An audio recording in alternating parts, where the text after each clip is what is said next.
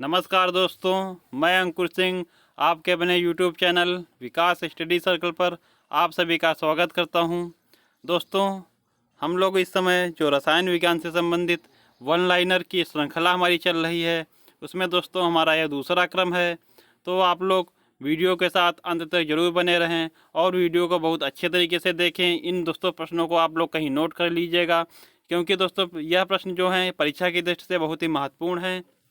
आप लोग दोस्तों वीडियो के साथ अंत तक बने रहें, वीडियो को लाइक करें, शेयर करें और सब्सक्राइब जरूर से ज़रूर कीजिएगा।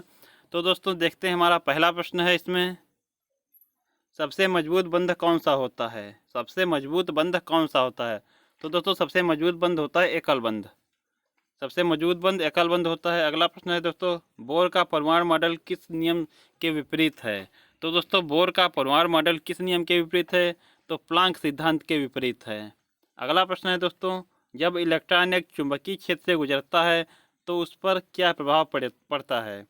तो दोस्तों जब इलेक्ट्रॉन एक चुंबकीय क्षेत्र से गुजरता है तो उस पर क्या प्रभाव पड़ता है? इसकी ऊर्जा और वेग में वृद्धि होती है। इलेक्ट्रॉन जब चुंबकीय क्षेत्र से गुजरेगा तो उसकी ऊर्जा और वेग में वृद्धि होती है। यह चीज़ आप लोग ध्यान रखिएगा। आगे दोस्तों हमारा अगला प्रश्न है, संयोजकता का इलेक्ट्रॉनिक सिद्धांत किसने प्रतिपादित किया? संयोजकता का इलेक्ट्रॉनिक सिद्धांत किसने प्रतिपादित किया? तो दोस्तों कोसेल तथा लेविस ने 1916 में संयोजकता का इलेक्ट्रॉनिक सिद्धांत प्रतिपादित किया। अगला प्रश्न है दोस्तों, किस तत्व का परमाणु भार किसी तत्व का परमाणु भार किसके बराबर होता है? किसी तत्व का परमाणु भार किसके बराबर होता है? तो दोस्तों तुल्यांकी भार और इसकी तुल्यांकी भार इंटू संयोजकता, इसके बराबर दोस्तों होता है परमाणु भार। तो दोस्तों जो परमाणु भार है किसी तत्व का, वह तुल्यांकी भार और जो इसकी तुल्यांकी भार और संयोजकता के बराबर होता है। इसकी दोस्तों आपस में गुणा करते हैं, इसके बराबर होता है। आगे दोस्तों देखते हैं, अगला प्रश्न है हमारा, किस बंध से युक्त यौगिक समावयवता प्रदर्शित करते हैं? किस बंध से युक्त यौगिक समावयवता प्रदर्शित करते हैं? तो दोस्तों सहसंयोजी यौगिक व उप सहसंयोजी यौगिक, या दोस्तों जो समावयवता या प्रदर्शित करते हैं। अगला प्रश्न दोस्तों हमारा है, वे परमाणु जिनकी द्रव्यमान संख्या एक समान परंतु परमाणु संख्या भिन्न होती है क्या कहलाते हैं? तो दोस्तों आपको पता होगा कि द्रव्यमान संख्या समान परंतु परमाणु संख्या भिन्न होती है, वो क्या कहलाते हैं? तो दोस्तों उन्हें हम लोग संभारिक कहते हैं। जिनकी दोस्तों परमाणु संख्या जो है वह भिन्न भिन्न हो और द्रव्यमान संख्या वह समान हो तो उनको संभारिक बोलते हैं। और जो समस्थानिक हैं उनमें दोस्तों परमाणु संख्या जो है वह समान होती है और उनकी द्रव्यमान संख्या भिन्न भिन्न होती है, उन्हें हम लोग समस्थानिक बोलते हैं। सम न्यूट्रॉनिक दोस्तों, जिसमें न्यूट्रॉनों की संख्या समान हो, उन्हें हम लोग सम न्यूट्रॉनिक बोलते हैं। अगला प्रश्न दोस्तों, इसमें दोस्तों उदाहरण के देख लीजिएगा, 18 आर्गन 40 और 19 पोटेशियम 40। इसमें दोस्तों आप लोग देखिएगा, इनकी जो परमाणु भार है इनका या द्रव्यमान संख्या है वह दोस्तों समान है। इसकी भी 40 है और इसकी भी 40, लेकिन जो दोस्तों इसकी परमाणु संख्या है या परमाणु क्रमांक वह दोस्तों भिन्न भिन्न है। तो दोस्तों ये हो गए संभारिक। आगे दोस्तों हमारा अगला प्रश्न है, सहसंयोजक बंधों का निर्माण कैसे होता है? सहसंयोजक बंधों का निर्माण कैसे होता है? तो दोस्तों इलेक्ट्रॉनों की परस्पर साझेदारी द्वारा इन बंधों का निर्माण होता है। आगे दोस्तों देखते हैं, अगला प्रश्न है हमारा, सहसंयोजक यौगिकों के अणु आपस में किस बल से बंधे होते हैं? सहसंयोजक यौगिकों के अणु आपस में किस बल से बंधे होते हैं? तो दोस्तों वान डेर वाल्स बल के द्वारा सहसंयोजक यौगिकों के अणु आपस में बंधे होते हैं। किस बल के द्वारा? वान डेर वाल्स बल के द्वारा। आगे दोस्तों देखते हैं, हमारा अगला प्रश्न है, वह कौन सा तत्व है जिसके अणु में सहसंयोजक बंध होते हुए वह विद्युत का सुचालक है? तो दोस्तों वह कौन सा तत्व है जिसके अणु में सहसंयोजक बंध होते हुए भी वह विद्युत का सुचालक है?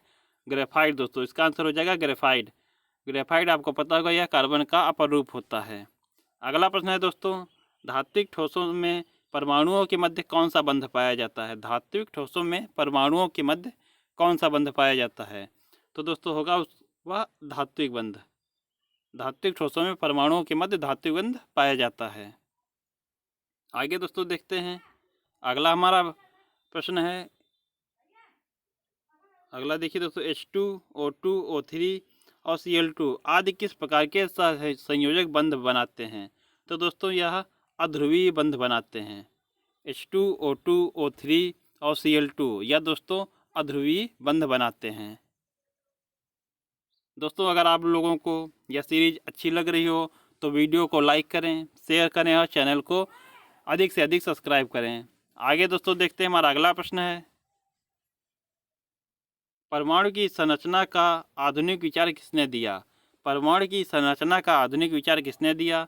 तो एरविन श्रोडिंगर, इन्होंने सन 1926 में परमाणु की संरचना का आधुनिक विचार दिया, एरविन श्रोडिंगर। अगला दोस्तों हमारा प्रश्न है, किसी कोश की क्रम संख्या क्या व्यक्त करती है? किसी कोश की क्रम संख्या क्या व्यक्त करती है? तो दोस्तों जो कोश है उनकी क्रम संख्या उस कोश में उपकोषों की संख्या प्रदर्शित करती है। उस कोश में उपकोषों की संख्या प्रदर्शित करती है। अगला प्रश्न दोस्तों है, अवागाद्रो संख्या किसने ज्ञात की थी? तो दोस्तों अवागाद्रो संख्या जोसेफ लास्मिड ने ज्ञात की थी। इनके जो आपको या कह दिया जाए कि खोजकर्ता कौन थे, तो वह दोस्तों थे जोसेफ लास्मिड। अगला प्रश्न दोस्तों हमारा, सोडियम क्लोराइड में कौन सा बंध होता है? तो दोस्तों सोडियम क्लोराइड में होता है वैद्युत संयोजी बंध, वैद्युत संयोजी बंध। अगला प्रश्न है दोस्तों, किसी तत्व की परमाणु संख्या क्या है? किसी तत्व की परमाणु संख्या क्या है? तो दोस्तों परमाणु संख्या होती है उसके नाभिक में उपस्थित प्रोटॉनों की संख्या। प्रोटॉनों की संख्या दोस्तों परमाणु संख्या कहलाती है, या ऐसे भी कह सकते हैं कि प्रोटॉनों की संख्या बराबर परमाणु संख्या। और दोस्तों प्रोटॉन में आपको पता है कि जो नाभिक होता है इसमें प्रोटॉन और न्यूट्रॉन उपस्थित होते हैं, और प्रोटॉन और न्यूट्रॉनों की कुल संख्या को हम लोग इसे ही दोस्तों जो परमाणु भार बोलते हैं। प्रोटॉनों और न्यूट्रॉनों की कुल संख्या को हम लोग परमाणु भार बोलते हैं। आगे दोस्तों देखते हैं, हमारा अगला प्रश्न है, प्रत्येक परमाणु का बाह्यतम कोश उसका संयोजी कोश कहलाता है तथा उस कोश में उपस्थित इलेक्ट्रॉन संयोजी इलेक्ट्रॉन कहलाते हैं। प्रत्येक परमाणु का बाह्यतम कोश उसका संयोजी कोश कहलाता है।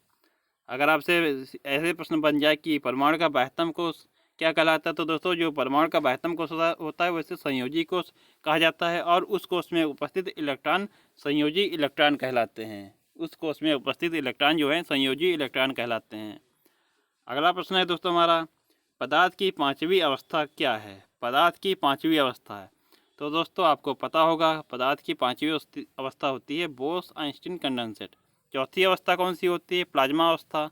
और पांचवी बोस-आइंस्टीन कंडेंसेट। अगला प्रश्न है दोस्तों, लोहे में जंग किस कारण लगता है? तो दोस्तों लोहे में जंग जो ऑक्सीकरण के कारण लगता है, लोहे में जंग ऑक्सीकरण के कारण लगता है। और दोस्तों यहाँ से एक और प्रश्न बनता है, अगर आपसे पूछ दिया जाए कि लोहे में जंग लगने के बाद लोहे के भार में क्या अंतर पड़ता है, तो दोस्तों लोहे का जो भार है जंग लगने के बाद वो बढ़ जाता है। यह चीज़ आप लोग ध्यान रखिएगा।